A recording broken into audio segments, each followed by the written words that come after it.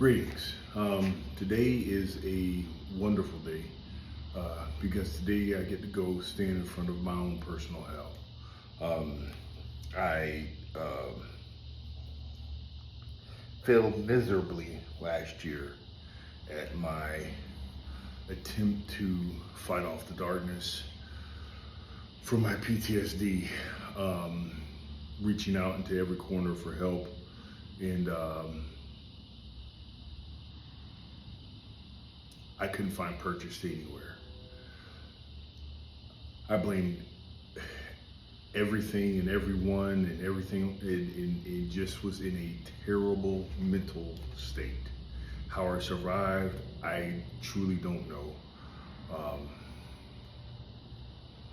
Again, I'll tell you, I'm the most fortunate man in the universe. Now I get to go back and see the people who were supposed to be helping me. And I will face them with not an air of confidence, but an air of being mentally strong enough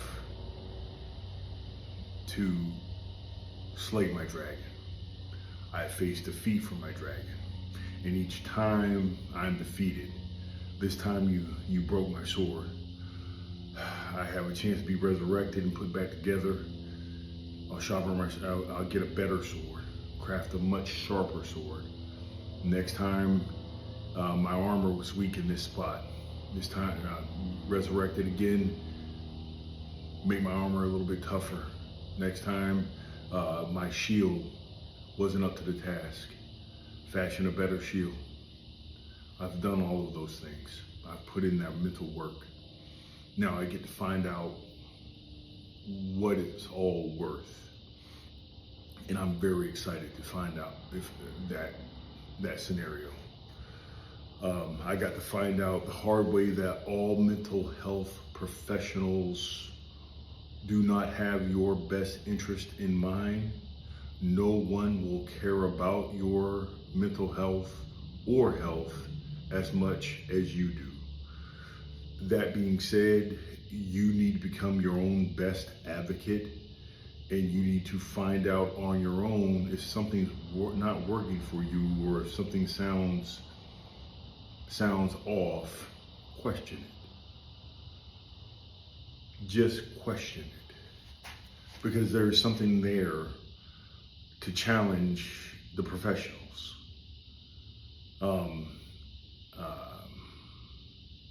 And then to peel back layers, because Viktor Frankl talked about textbooks tell lies. There is no panacea for mental health.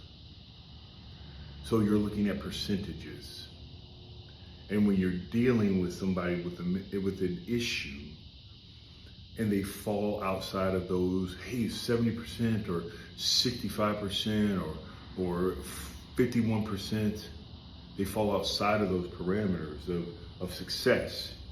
First of all, you need to know what success is. Is it just diminished symptoms? Or is it a complete, oh man, I don't have this anymore? There is no more reoccurrence. And then the other part is, how terrible does the percent that could not find relief actually feel? How much further does that set them back? Those things should be questioned. And what does failure look like for those people? Oh, we'll just find another program. But did you help the person who failed in the program with the failure? Or did you cast them off to the side? So those are the things that I had to face. I had to rebuild a ton of reading, a ton of finger pointing at myself,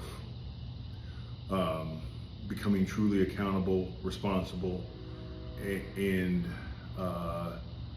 becoming a fierce fighter in my own foxhole. it can all blow up right in my face.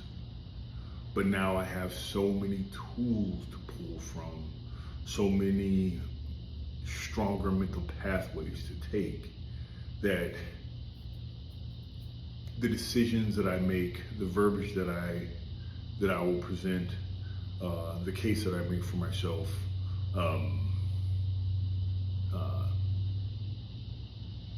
is completely different.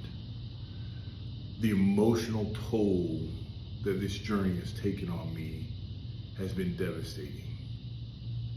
The suffering that I've endured, I wouldn't wish on my I wouldn't wish on my worst enemy. That being said, it's no one else's task but mine. And in surviving that darkness has pushed me toward the light. I've now started to utilize a lot of the support that I shunned. So many people have been so wonderful to me, with an outpouring of love and support and just amazing positivity. It turns hope into belief. And once you have belief in self, because of a tragic past, no one can take that from you. Just yesterday, I had an individual come out and say that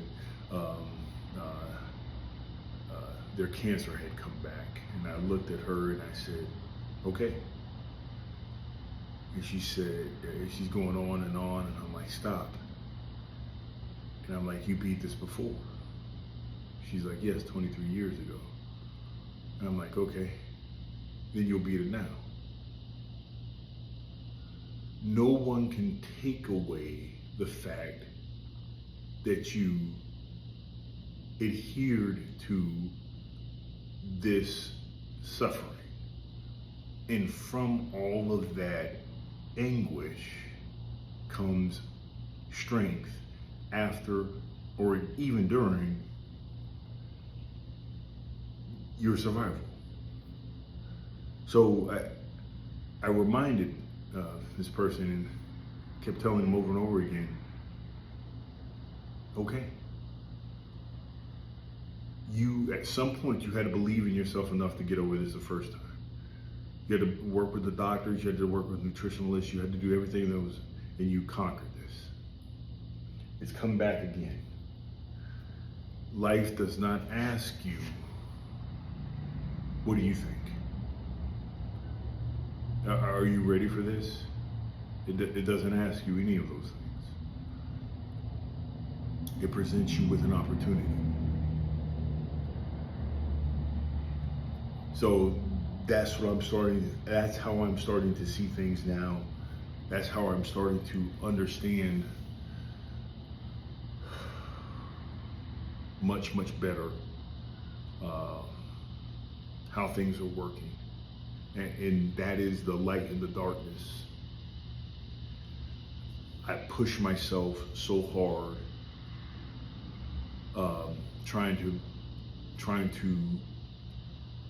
I find strength in suffering, but I also find strength in service to others.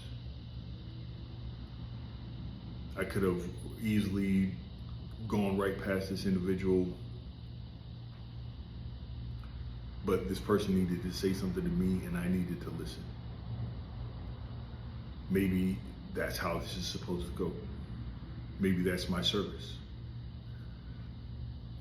Because God knows when I needed it, that person was there for me. So tomorrow we'll get back to basic training and technical school at Keesler Air Force Base. Everything from making lightning to the Mississippi River. Well, I think it was the Mississippi River, the dirtiest thing I've ever seen. No, the Red River in Louisiana was equally as dirty. But